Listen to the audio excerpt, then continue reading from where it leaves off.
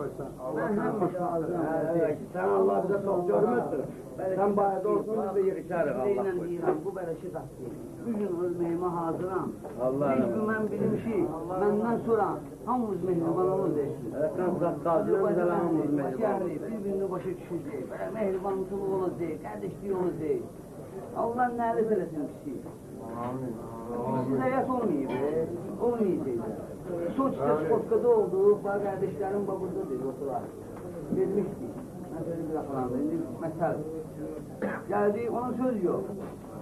Deyirik, bizim ideyadır ki, nə bilim, Erməni yox deyəcək, yox deyən, Amerikan olsun, bir olsun. Onların ürəyində, qəlbində var bu.